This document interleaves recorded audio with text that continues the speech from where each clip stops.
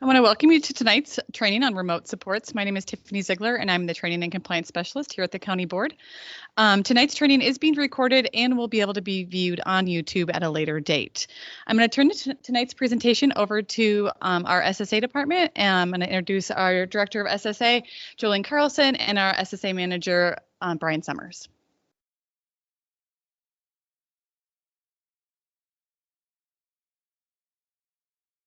Thank you, and welcome everybody who has come tonight. We are very excited to talk about supportive technology and some of our success stories here locally.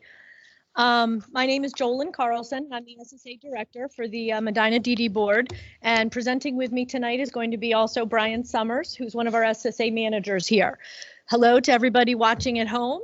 As we're talking about supportive technology, what a better opportunity to do a hybrid event where we have some folks here in person and we have some folks at home. Our agenda tonight, we have a short slide presentation. So we're going to review some definitions and some things that are happening in the world of supportive technology. And then we are going to show a video of some success stories here locally in Medina County. And then we are going to have a panel discussion. Sorry, we're working on our slides here.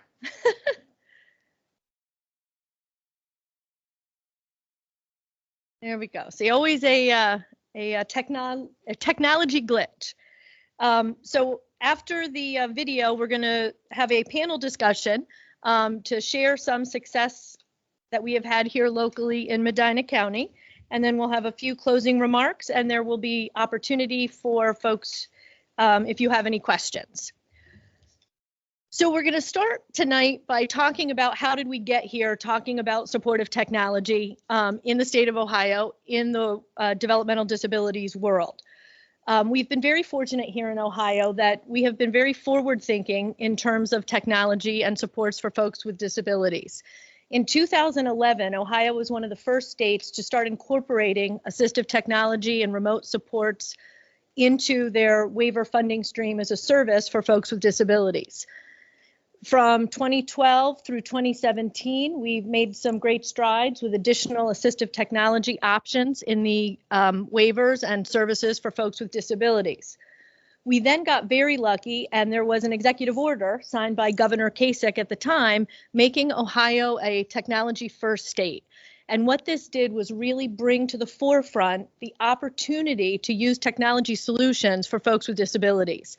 Certainly, we know that technology has been, increasing in different opportunities for folks over the years. As we can see, we have our nice rotary phone here on the slide, and now everybody has an iWatch, and, you don't even need to, you can just talk right into your wrist. Certainly, I know I watched the Jetsons growing up, the cartoon, and I surely thought right by now I would be driving around in a flying car.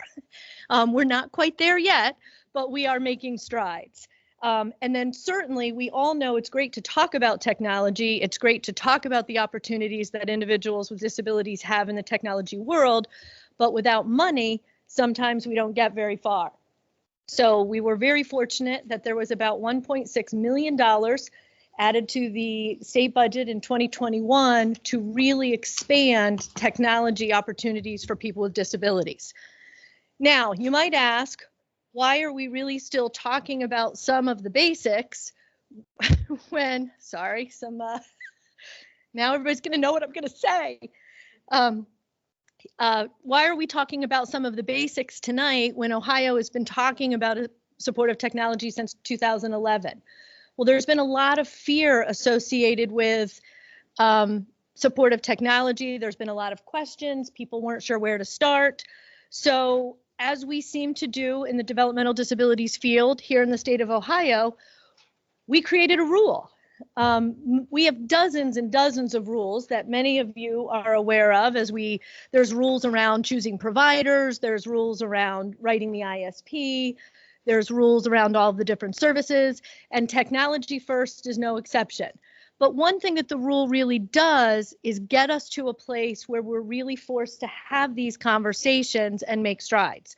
The Technology First rule is still in draft format. It is going through its DODD process and should be a formal official rule sometime between now and mid 2022. So probably about by July 1st, I would assume.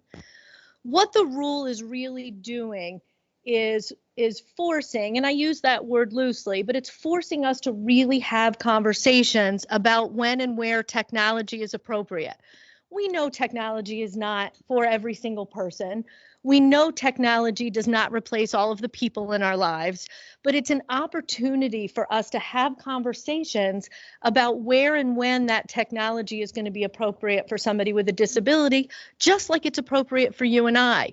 We have Ring doorbells, we have Alexas, we have Googles, and those opportunities should be available and certainly should be looked at for folks with disabilities to help them increase their independence and their lifestyle as well.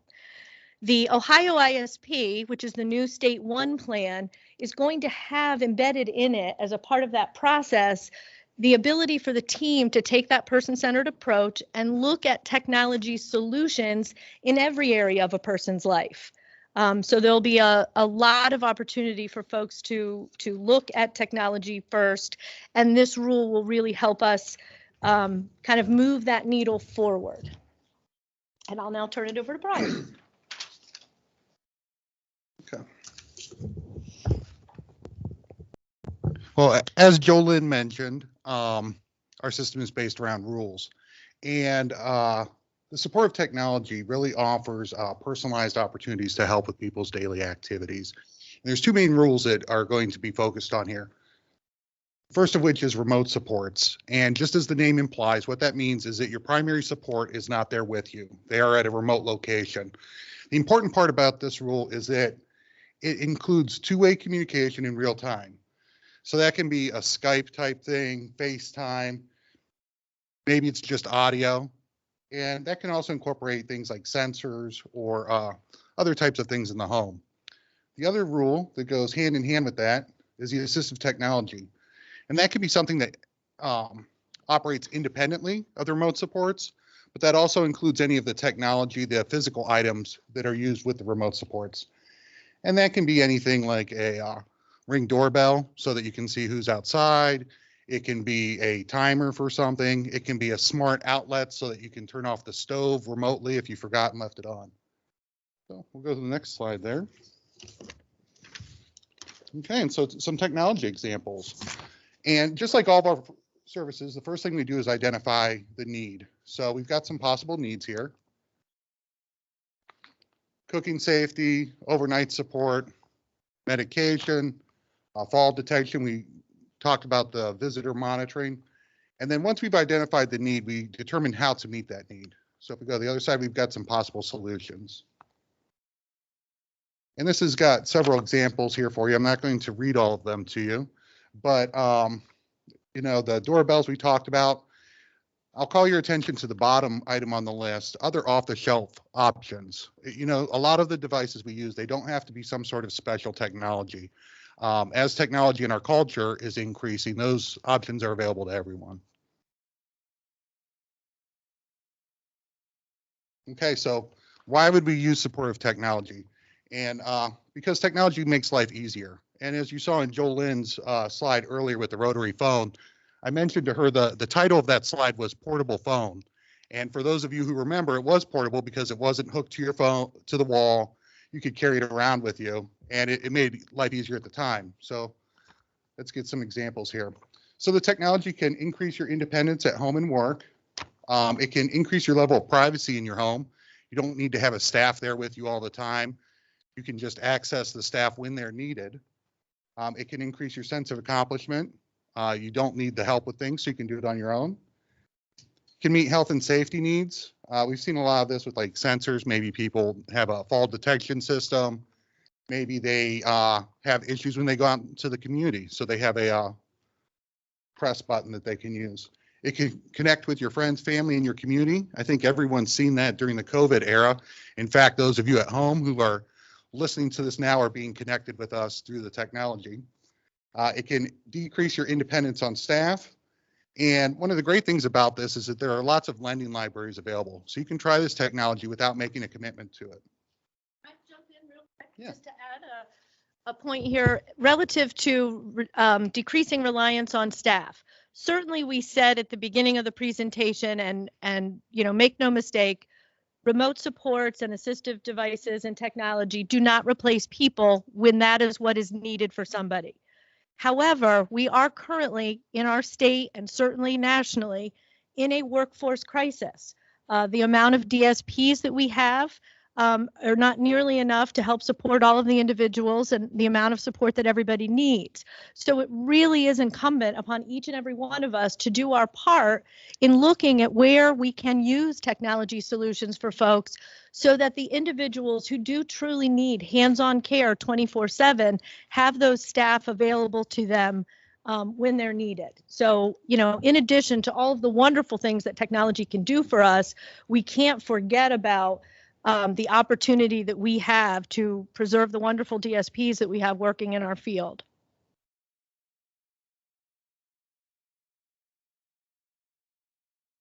Okay, so we've given you guys some examples of potential needs, some ways to identify or support those needs, and some reasons why to use supportive technology.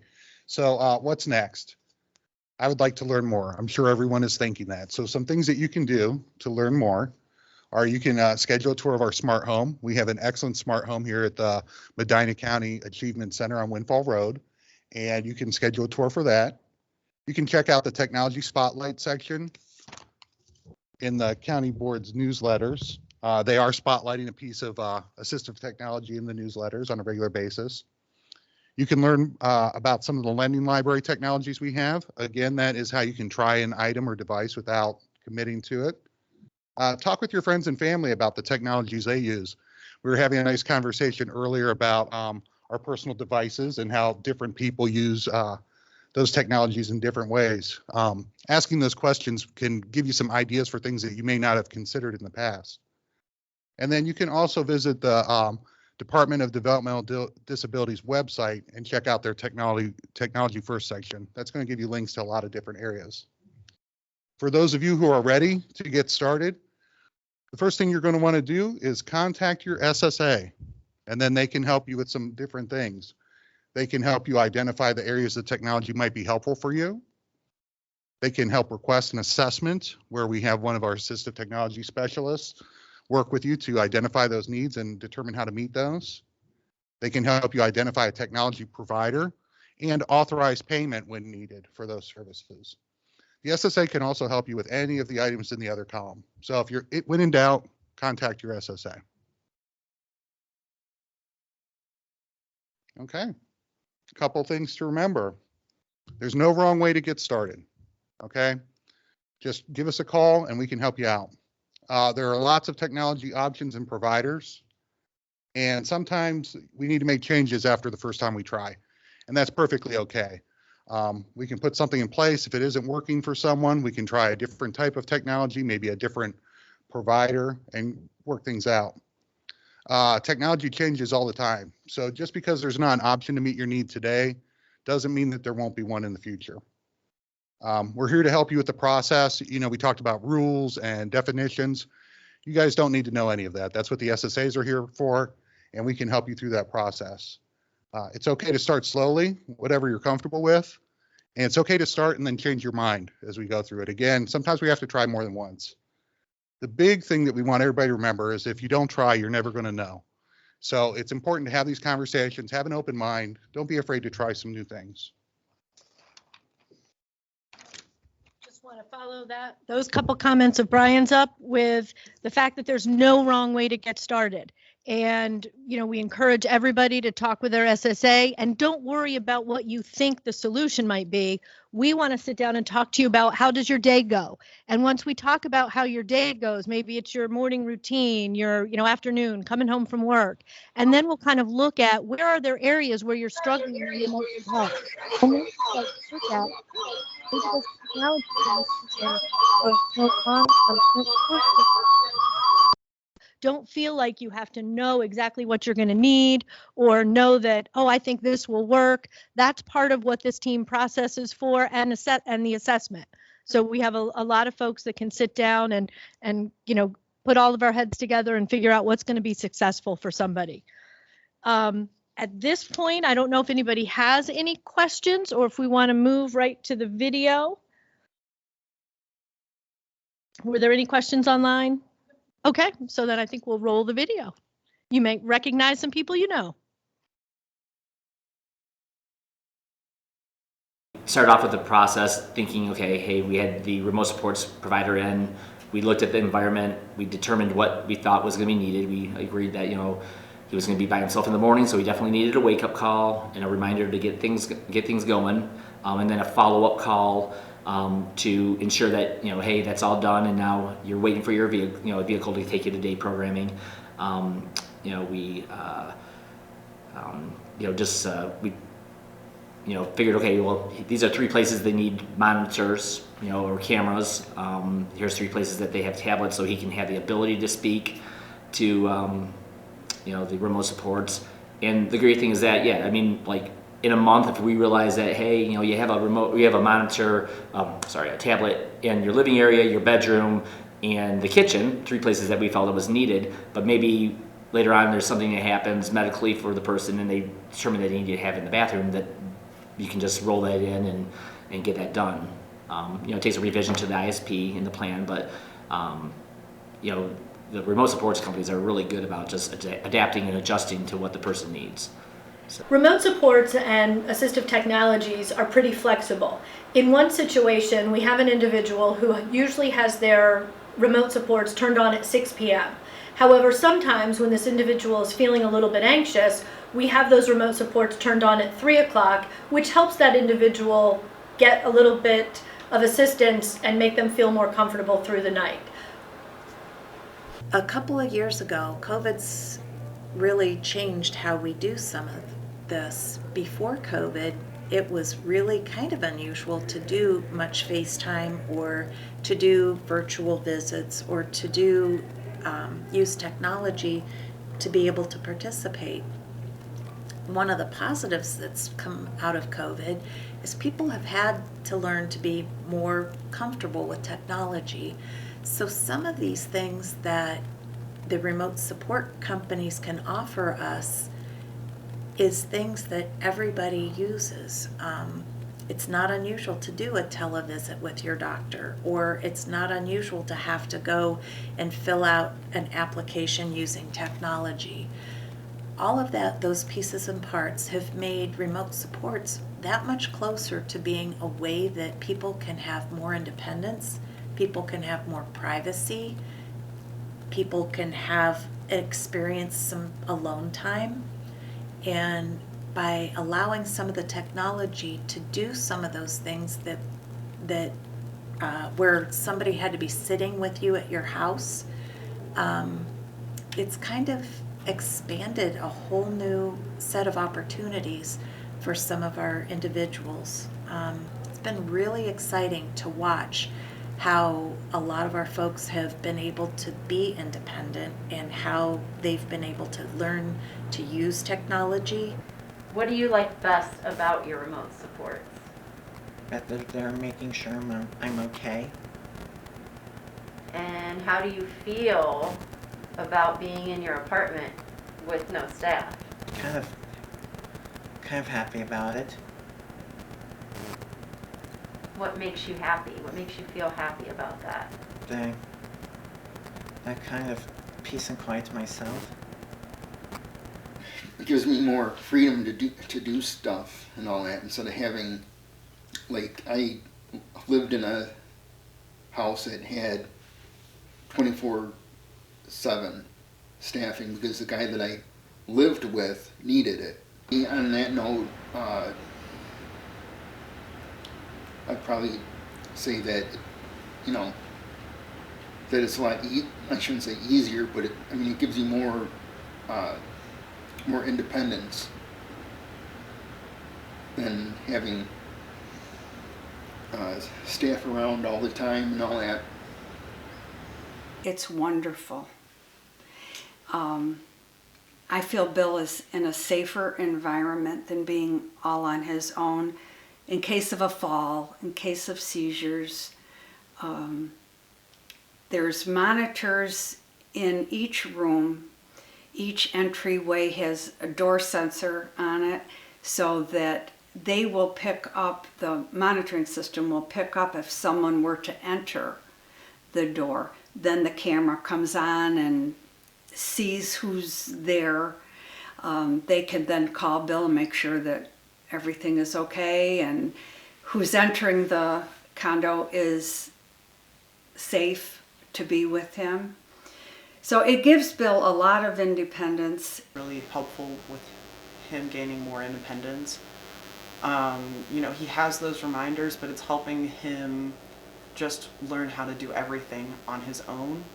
And then having those reminders whenever they call in twice a day and stuff, that helps too. But I think he's really become more autonomous with his decisions and with just making his home and feeling comfortable in it. Thank you very much to everybody that was. Thank you very much to everybody that was in the video.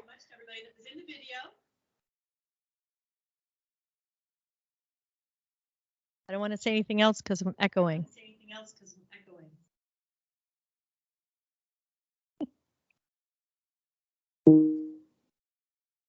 Okay. All right. So for those of you who are at home, you can't see me, but I am wearing the exact same outfit tonight that I wore in the video. And the video was not shot tonight. So I just wanted to share with everybody that I do apparently only have one shirt, and it's a blue one. So right now we have probably the best part of our presentation, and that is our panel discussion from folks right here in Medina County, just like in the video, who are using and doing remote supports and using assistive technology.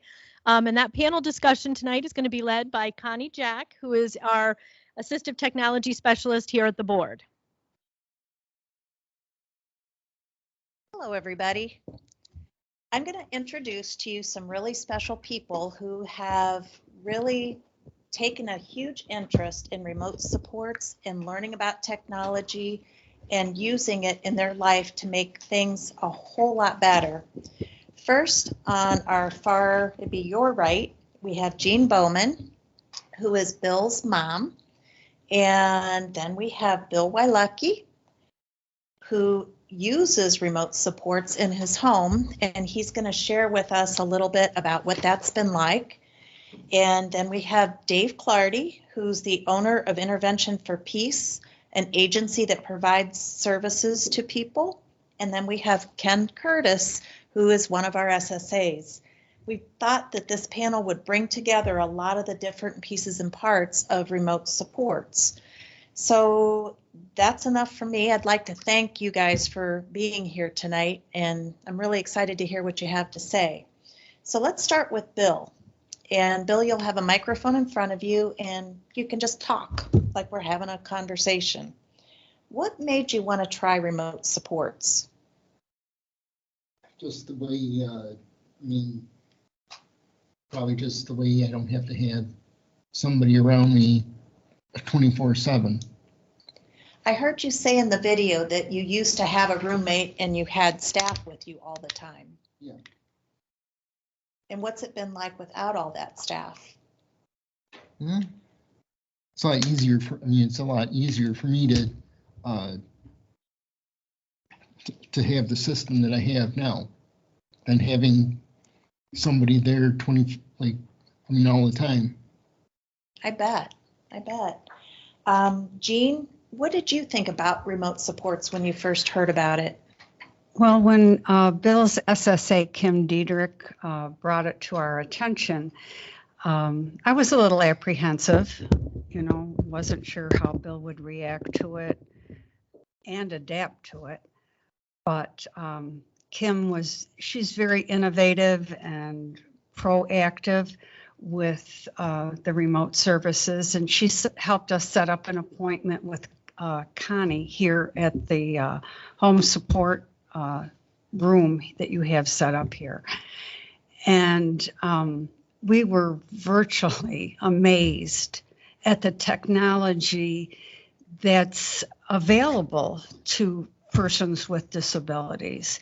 I mean, it really is phenomenal. And then from there, we met with Kim and a technology provider who came to Bill's condo, and we discussed the services that would help Bill so that he didn't have to have staff all the time. And that was very helpful. And he's adapted to it very well. He has someone check in with him, call him. So he has like FaceTime in the morning with the provider, and they check to make sure that he's taken his pills in the morning. And Bill, replies yes or not yet, whatever, and it's just a good reminder for him. And then he has that in the evening when he needs to take his pills, also in the evening. So it's been very, very helpful. And they try to carry on a conversation with Bill, like, what did you do today, and things like that. So when he doesn't have additional support from his service provider, he has contact with them. I mean, he has a phone. I get called like 3 or 4 times a day, and we have our conversations about the animals and, normal things. What are you cooking for dinner? Or Mom, how long do I cook this? What temperature, and things like that. But it is very helpful, and it provides him with so much independence that he doesn't need to have someone sitting on the couch next to him, But when he does have his service provider there, they help him, do his laundry. They help him make sure that his condo is clean. And, there's certain things that you need a person there to help you with, take you grocery shopping and that. So he is lucky enough through Medina County to have both services, and it's worked out wonderful. Bill, what's the best part about being by yourself with the remote supports? Like I said earlier, just more independence and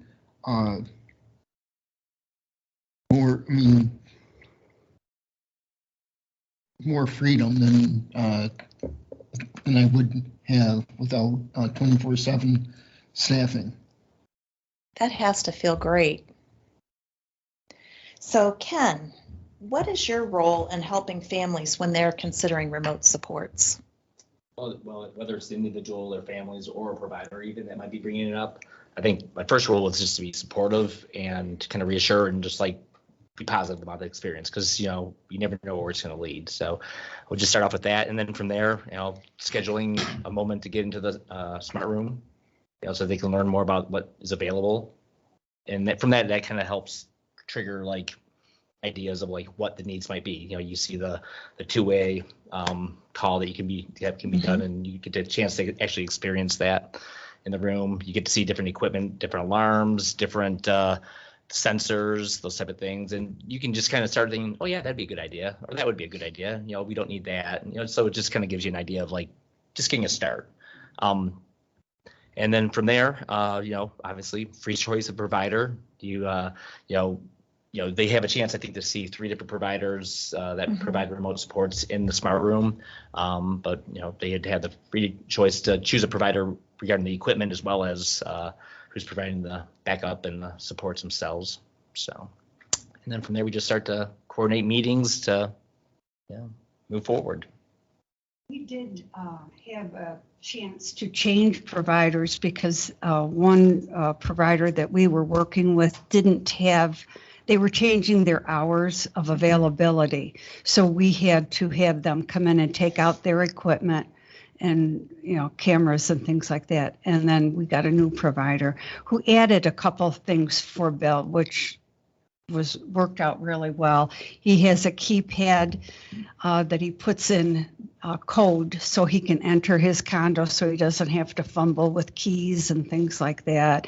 And the stove sensor he uses, and so that's worked out well. So changing providers because of needs didn't wasn't too hard. No, not at all. Oh, that's Not at good. all. So Dave, tell us your history with remote supports and a little bit about how Dave has providers and he can kind of see the whole picture from the other side, the provider part, the staffing part. So share with us a little bit of your history with remote supports. Sure. First of all, I just want to thank everyone for letting me be here tonight. I get very excited talking about remote supports and where they've been and where we are now. I think it's really exciting, and I think that it's very positive and we're moving in the right direction. But my history goes back to when we were watching the slides. My history goes back to 2011. Our agency, Intervention for Peace, we serve a young woman who, at that time in 2011, there were some meetings and some discussions held about remote supports and whether they would be appropriate. And at that time, I would liken it to, I mean, when you think about technology, remember 1994 when we all had our Gateway 2000 computers that were, too big to see over here, and we had CompuServe to begin with and all that, and then AOL.com came along and it was, the dial-up. That's where we were in 2011 with respect to our technology, in my opinion. And we weren't able to find solutions for this individual at the time. It just, with what was available, it didn't work. And now, if you think back to those slides a few minutes ago and the things that have happened, there's been money put together. There's been, again, our state is a technology first state and all the things that come with that. But I would say that the catalyst, the main piece to this, to being in the iPhone generation now, if you want to call it that, is when the Medina County Board decided to go all in with technology and create a department that county leads, that is dedicated to technology, because it's something we need that. And with the smart room that's been referenced a few times here, so now there's a smart room, and now the solutions that are available are really limitless. And not enough time here to go into all of that, but I would encourage anyone, who has any, just a bit of a question about this, make an appointment, come see Connie, have your whole support, have the whole support team there if you need to, because they're welcome. And that's what Ken and I did with the first individual that we now help with remote supports. And it was amazing to see how much, Steve is the gentleman's name, how much Steve's input was used in he was really in the driver's seat for his own plan and for how, these changes would affect his life. And that wasn't usual for him. In many other cases of just discussing supports, it was kind of, okay, and just more of just, okay. But this was so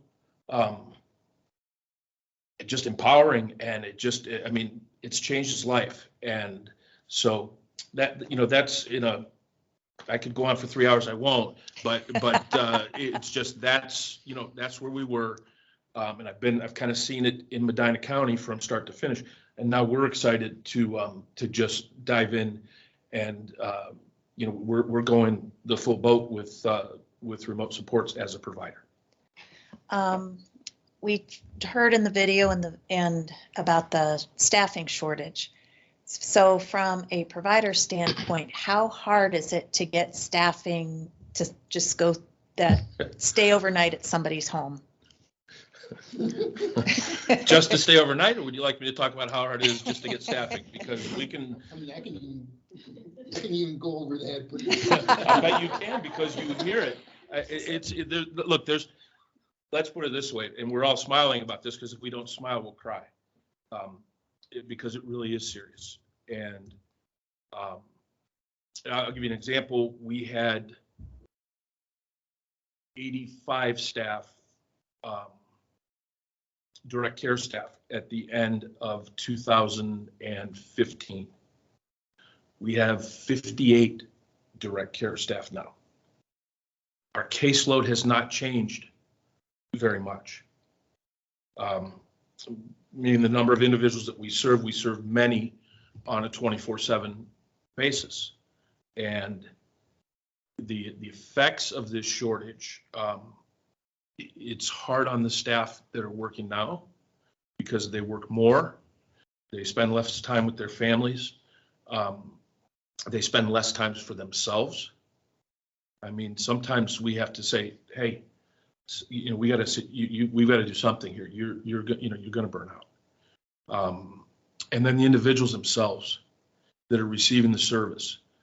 It's, you know, everyone has a different comfort level with some people like, you know, I just want to have Ken. I just want Ken to be here all the time. Okay. And that's fine. But when I get that and Ken is here all the time, you know, sometimes be careful what you wish for. You know, now it's in the same way in your own home. We mentioned COVID and people being kind of locked down with family members, maybe that they don't necessarily spend that much time with. And now we're spending more time. The opportunity for conflict is there, just like in any situation.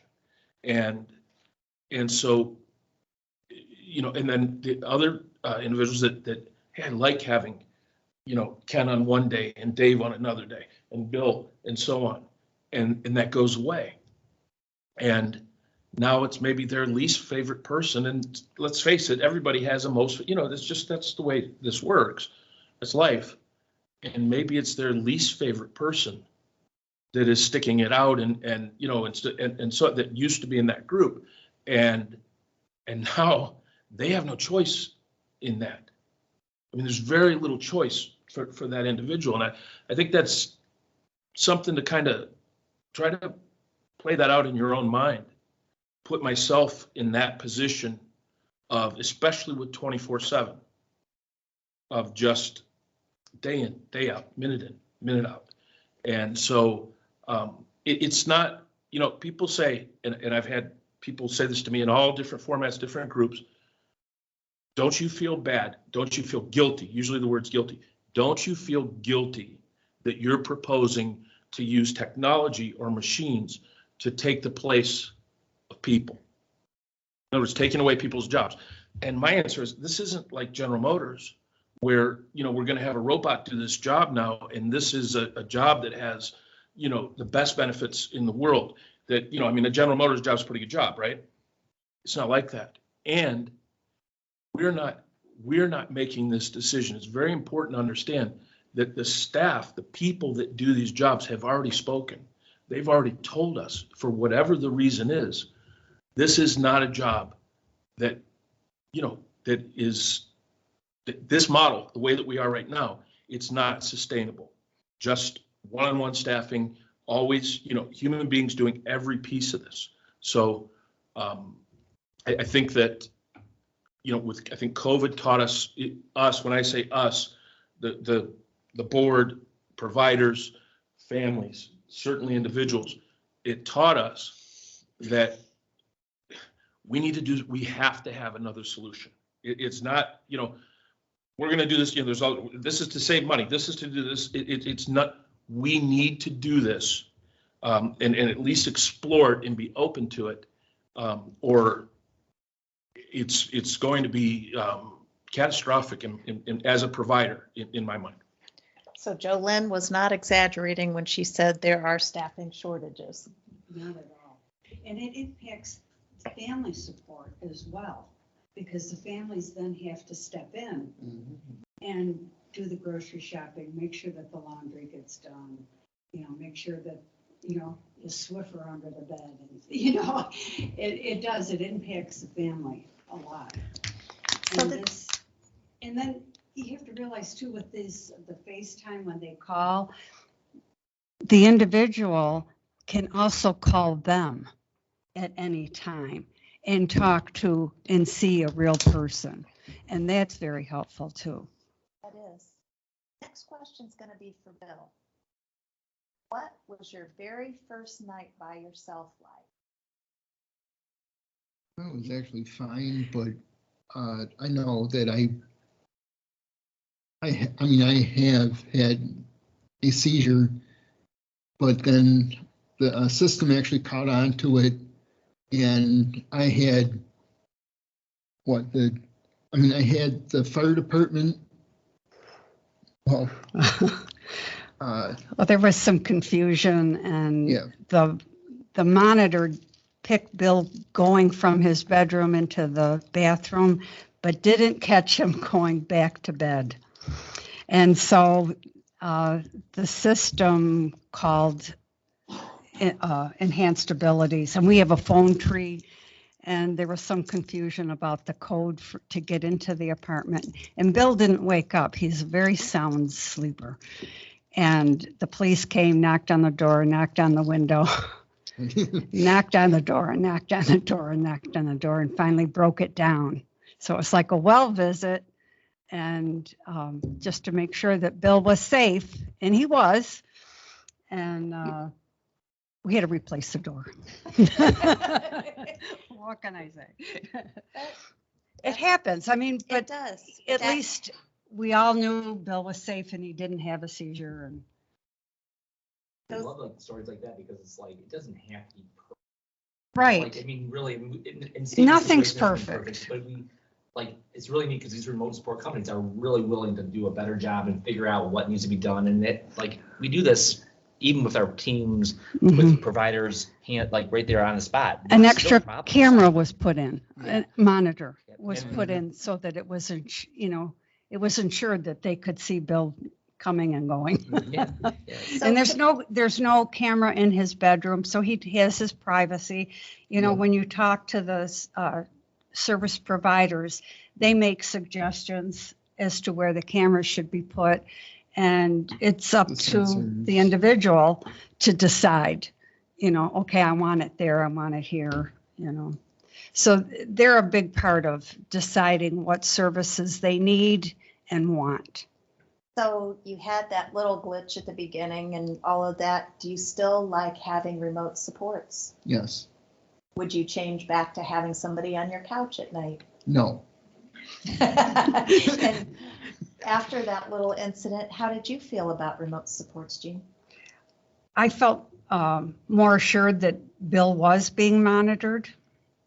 They were checking on him and did, all they could to make sure that Bill was safe. And that made me relieved. And we replaced the door. Everybody and their brother knows the code to get in now. The fire department, the police department, And I mean, they were apologetic, but like you say, nothing's perfect. And it was well worth it happening, and Bill was safe. So to me, it was no big deal. So I'm going to go to both of you guys. What happens with an emergency like that? We've just heard from Bill and his mom about how their perspective of it. When you're setting up the plan or you're providing services, how do you do that backup? How do you plan for those emergencies? You talked about the tree, and that's kind of one of the things that I'd like to see how you guys move forward with that. Well, yeah, I mean, the remote supports whatever company you have, most likely will directly ask you, how do you want us to respond to this? How do you want us to respond if somebody comes in to Stephen's house?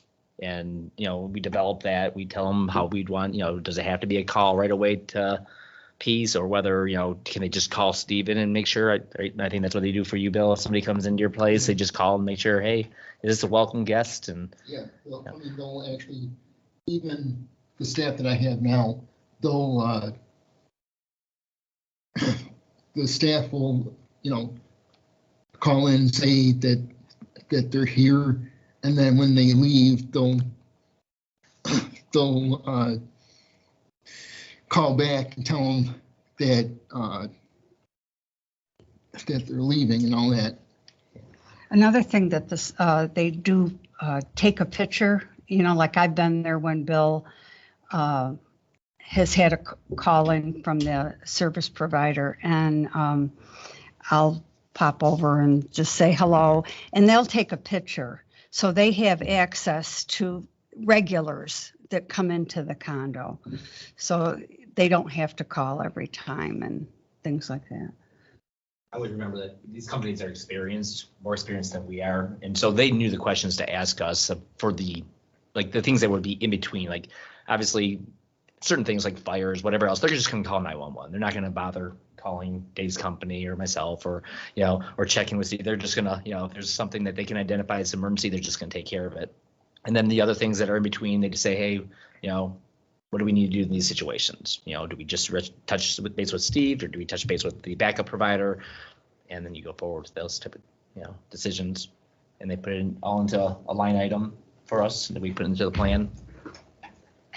I think that's the key thing, the plan. And what I, took away from that process of first of all, it's ongoing. So it never really ends, because, you can sit down and come up with what ifs, but someone who, we're human beings. There's always going to be another what, there can be another what if.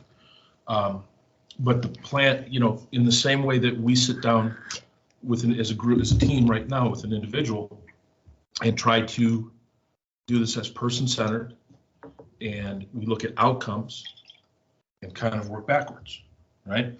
This is the outcome that this is what we're looking for. This individual would like this. That's the same way that you apply, and I've heard it called enabling technology. There's a term, enabling technology, and so in our case, that's what we did.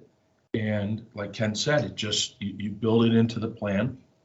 And there are some things I can say that in 6 months, whatever it is now, we have not, the backup provider, an actual human being that is paid staff, has not had to leave and go to Stephen's house. There's been no need for that. The problem, depending, and that's something to look at when you choose a monitoring, the monitoring. With us, we, staff that have 10, 20 years experience, that are MedPass certified, and they're on the other side of that call when it comes in. Sometimes things can be problem solved right there. And again, lending to more independence. But a medical emergency, an emergency like cancer, a fire, God forbid, a safety, a threat to safety, that's boom. That's the same thing that would happen if our staff was there. So let's say it happens, it's 3:00 in the morning, and it's a medical emergency. Our staff would be asleep on the couch. Our staff would wake up. Our staff would call 911, and then they would alert our 24-hour emergency phone at our agency. So that's how it works live. In this case, boom, it's, through sensors and cameras and everything else, or just touching that and saying, I need help. Just like that, it's actually faster. And then then the next call down the tree would be our agency. And then we would start talking to the team and everyone else and see what other supports are needed, other than the initial call. But from an agent, from the provider, this is much smoother than what we ever imagined. So Bill, you said you have a stove sensor now. What is your favorite thing to make on the stove?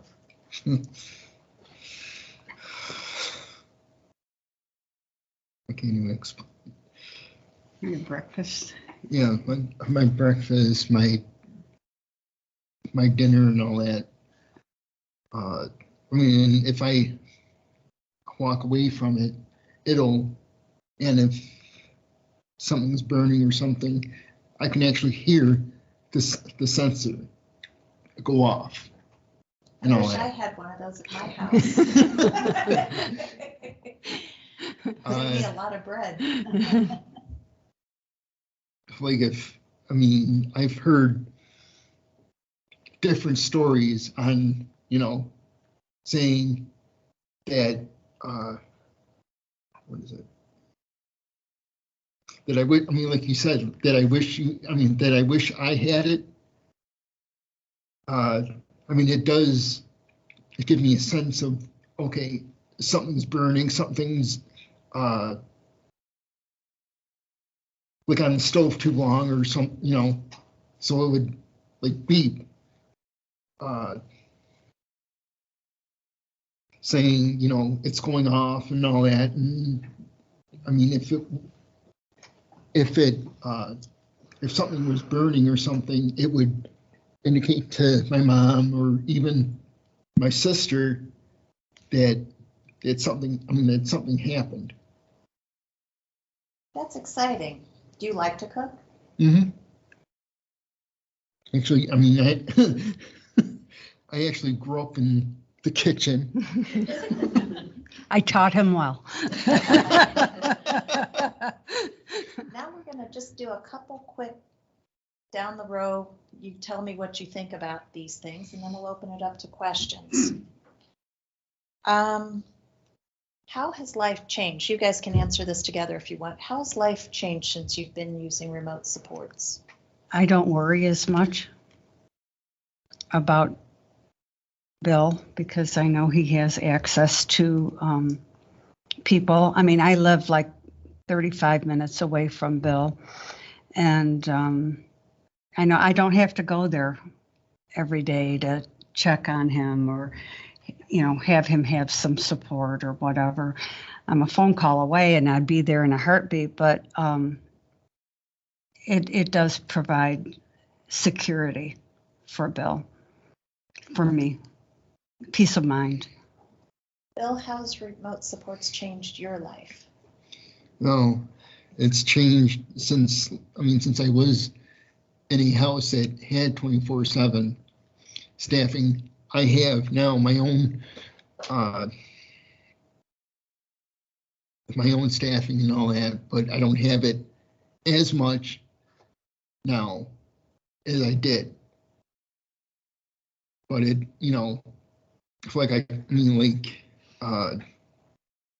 that's even giving me more support and all that. And then like when I check in for my meds and all that, they say that if I need something or I want to talk to somebody, they're right there. That's great. Dave, how has remote supports changed your world, or how do you foresee it changing your world as a provider agency? There's a number of ways. I think that just a couple would be one. I think it's going to. I'm looking forward to how it's going to be used to enable individuals to be more independent. I've heard Bill say it now, half a dozen times. I like, it's okay to not have that 24/7 staff. That wasn't really, I don't think that was your favorite time when No. Okay. And I'm learning, I've been learning in the individuals that we serve and people that I talk with, personal powers is something that I don't think we talk about enough. And if anyone just kind of closes their eyes and imagines having someone with them 24/7, okay, and you're an adult and you have somebody with you 24/7. Especially if it's not your favorite provider. I agree, absolutely. But even if it is your favorite person, okay, but still somebody's there. And in that plan, there are different things that person has to, check off and document that they provided these supports. Did you brush your teeth? Did you, and after a while, I've had, feedback from individuals that we serve. I'm not a baby. I mean, if I had $1 for every time I've heard that, I'm not a baby. I can do this. Why, and our answer in the past has always been, well, I believe you can do this. What do we need to do to get there? Oh, keep working my plan. Yes, and it always goes, because that's the answer. But now there's another answer. And if anybody, maybe I'm the only one that's ever seen this, so I'm sure I'm the only one. But when you see those power struggles and many of the, when we say incidents or, I don't like to use the word behaviors, but that's some of what, maybe to describe what I'm talking about. Now more than ever, with people working overtime and on and on, just picture that someone, this is my house and it's time for me to go to bed, but I realize that this staff has been here 3 days. They've, and they're done. They're not talking to me as friendly as they normally do because it's almost impossible. Okay. And now it's time for them to go to sleep. It's 10:30 and it's time for them to go to sleep on that couch. And I said, well, you know what? That's my couch and that's my TV and I'm not ready to go to bed yet. Here we are. Okay. And then in the morning, person, finally we worked that out. Now it's the morning, it's the same person. I don't think I want to go to work today. You need to go to work today. Okay. and this is needless. I mean, there's enough things to have these conversations over and to have this kind of conflict and to a person, individuals I'm talking about, that have received these services. Our buddy Steve, okay, when we did our interview with him, are you happy to not having that you don't have someone sleeping on your couch? Yes, I'm very happy. Yes, and It's his couch. It's his couch, and it's. I mean, who is going to tell any one of us as an adult? It's 10:30. I know Monday Night Football it's only in the first half, but it's time for you to go to bed. From your couch and your TV, you need to vacate your couch and and your and go to bed. And it's not the staff doesn't want to do that, but the staff needs. And like I said, now there's times now where it's just, oh, please let me go to sleep, and it's just that's where we are. So what I'm excited about is that we actually have some tools now, and I think as the more people I don't think we have anyone here in this discussion tonight that we've really heard a negative other than that first night, but that's okay. I mean, it's just you're learning, right? But it would be a different story if it was something terrible happened and nobody wasn't able to get there. Actually, right. We lost a door and but solved some problems. So to me, that's and I mean, I'm really passionate about this because just sitting and waiting, is the staff there yet? It's a weekend and it's at 2 or 3 o'clock and the person's supposed to come in. Are they there yet? If they're not there, that is a fire drill, okay? That starts of, and all this, and how can we get someone there? And now it's just as simple as it's a bad snow day because it is Ohio, right? It's so they're coming, but they're going to be an hour late. And we don't have to worry about health and safety because right there, we keep the system on and health and safety is met, which is our number one. That's the number one thing that we start from is priority is health and safety and this work. So that's what I'm most excited about. And Ken, what can you add to that? Oh, tons. I mean, I'm just thinking about Steve specifically. We were already working on independence with Steven before remote supports. We were already, how can Steve be more independent? And we were, he has alone time. He still has alone time completely without remote supports even. So what's really nice now and what's kind of funny, what we've learned is like, oh, I don't feel like going to the day program today. Okay, well, what happens? The remote supports per the plan stays on for another 2 hours. They notify intervention for peace as the backup. They then go off and they are gone, and he has his independent time completely on his own from 11 o'clock until the staff show up.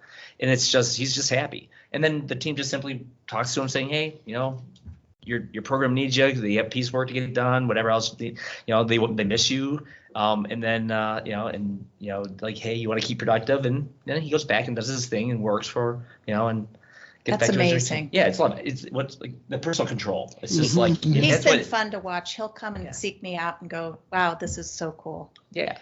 We're getting close to the end. Let's open it up to any questions that we might have. And we'll go online. Are there any questions? Yes. I have two questions actually. It has not really anything to do with the client, it's for the provider.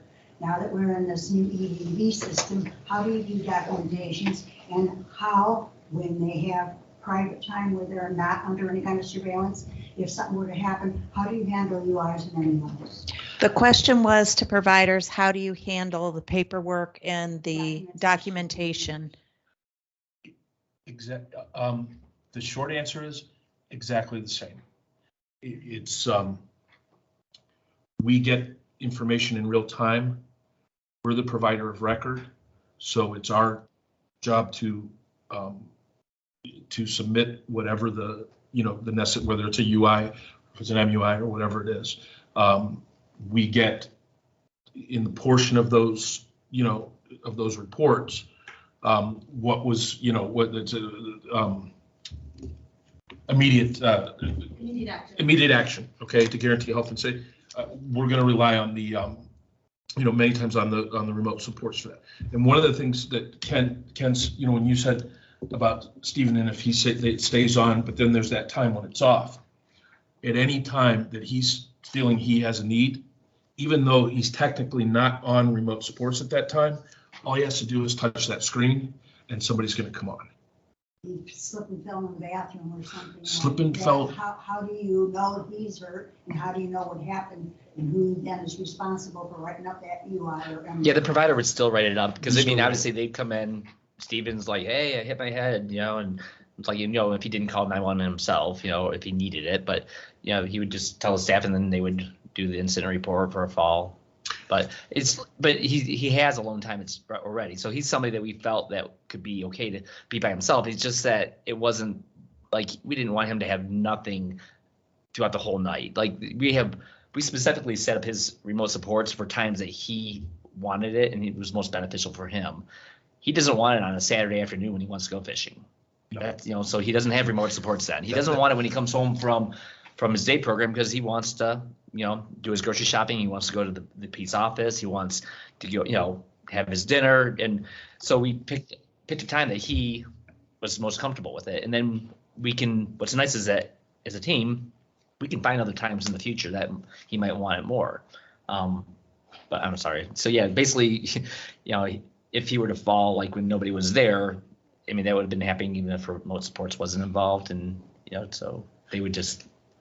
And for an individual who does have that type of a risk, there are, in particularly in the bathroom, then we probably wouldn't turn the remote supports off the way, because he already has a loan, and if there are people that have a loan, wouldn't turn it off.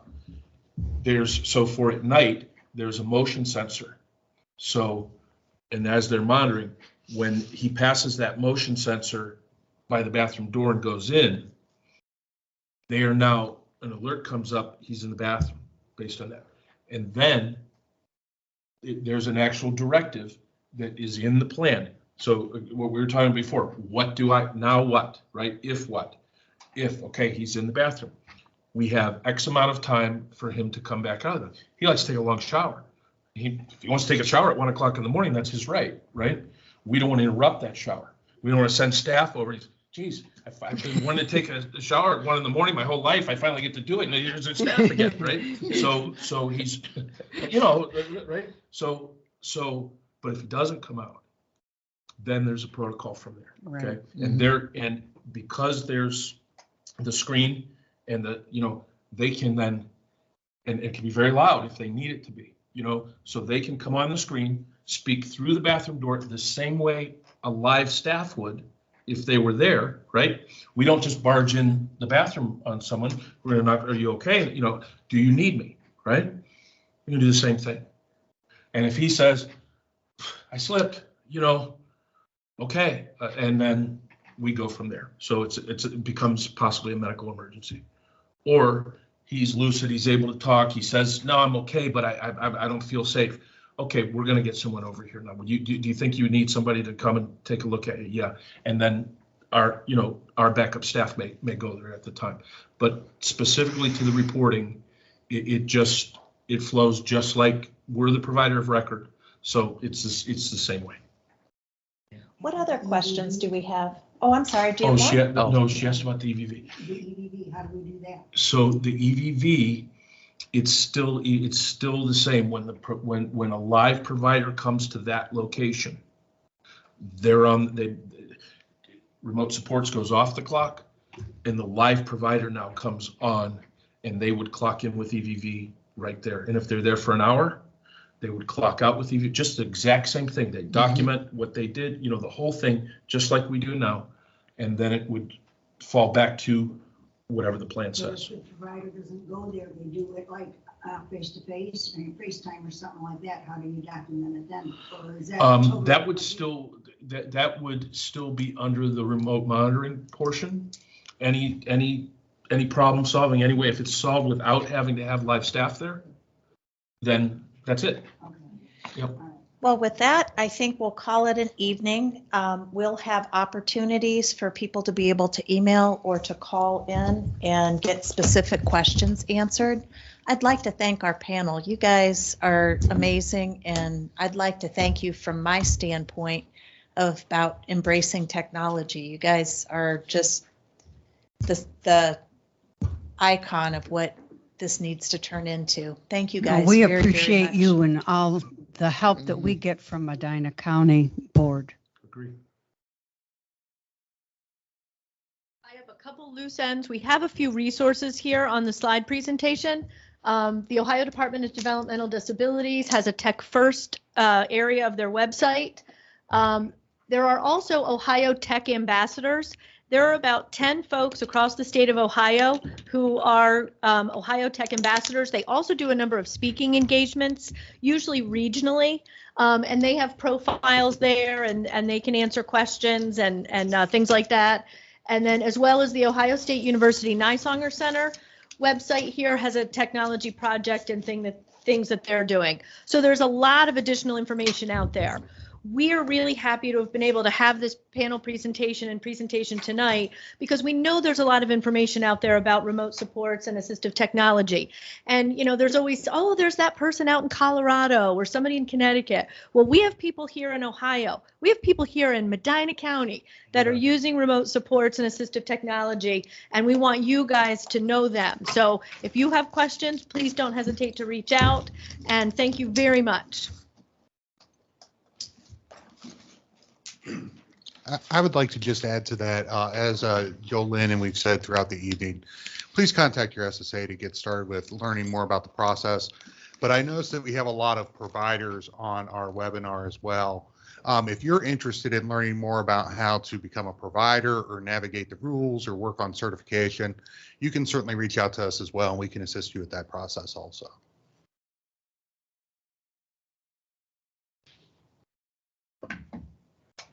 Just to wrap up tonight's event, thank you guys for joining us and all the great information. We do have some upcoming events here at the county board. So on Wednesday, March 23rd, we are doing a grief and loss support with hospice. That is, again, going to be a hybrid event.